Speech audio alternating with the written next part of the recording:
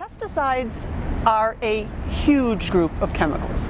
So they range from the insecticides that protect our houses from termites to the plant toxins or herbicides that are used on crops or to get rid of weeds or in your garden, to the disinfectants that you use to clean your bathroom with. So all of those chemicals are pesticides. But there's more. Chemicals such as your insect repellent, those are also classified as pesticides. They're deer repellents, growth regulators. So have you ever wondered why we go to a garden center and all the chrysanthemums bloom at exactly the same time?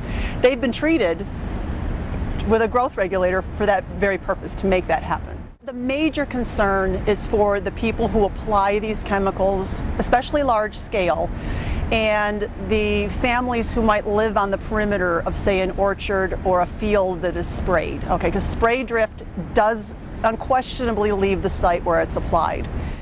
The everyday consumer who just goes to the grocery store and buys his or her produce probably has the highest level of exposure to fungicides. I mean, a lot of our food is locally grown, but a lot of it's shipped from afar. And so to prevent mold from growing and contaminating food that's shipped from far away, fungicides are often used, if not on the food itself, but on the containers that the food is put in. Drinking water can be a source, particularly in rural areas where pesticides, particularly insecticides or herbicides, are applied to crops.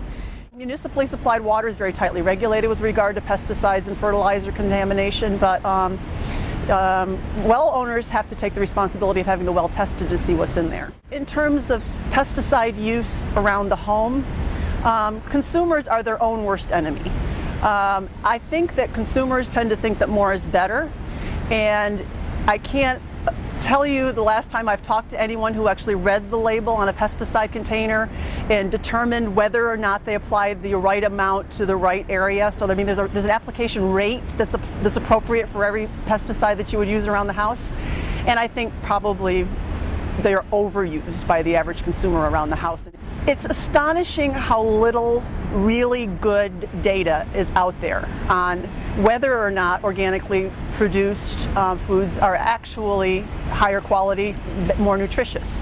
I read several studies recently, and I want to emphasize that the peer-reviewed literature has so little information. I mean, so a lot of what we hear is kind of hearsay about organics being better, organics not being better. So in terms of quality of food, the studies I've read, organically produced fruits and vegetables are either slightly higher in nutritional value or exactly the same. There's a very rigorous certification program for allowing a product to be labeled as USDA organic. And you don't become an organic farmer overnight. So organic foods have to, well, produce, we'll start with produce, has to be grown without the use of synthetic pesticides, fertilizers. There can't be any heavy metal residues added to the field. And the grower has to keep logs of everything they apply to the field.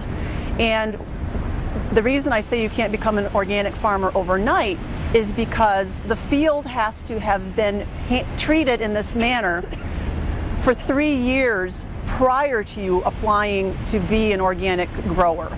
So it's a very rigorous and a very tightly controlled process. And it's interesting, there are instances where organic farms are next to conventional farms, and the conventional farm may spray, and the pesticide drift can contaminate the organic field. That field is no longer organic, and so they essentially have to start over again to maintain the organic certification. In terms of a consumer minimizing pesticide residue ingestion once you're home, I think washing and peeling is by far and away the best advice we can give. I know there are products out there that claim to reduce pesticide residues if you wash, say, your lettuce with it. I haven't seen carefully controlled scientific studies, but I have seen hearsay that basically those products don't appreciably reduce the pesticide residues over just washing and peeling.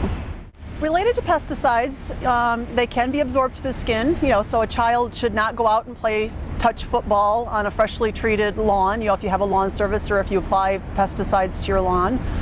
I would highly recommend, especially this time of year when you've got a farmer's market in practically every community around here, buy locally, talk to the people that grow your food. Honestly, much of what is flagged as contaminated food, too high of pesticide residues, comes from other countries. So the more local your produce especially, the safer you're going to be overall.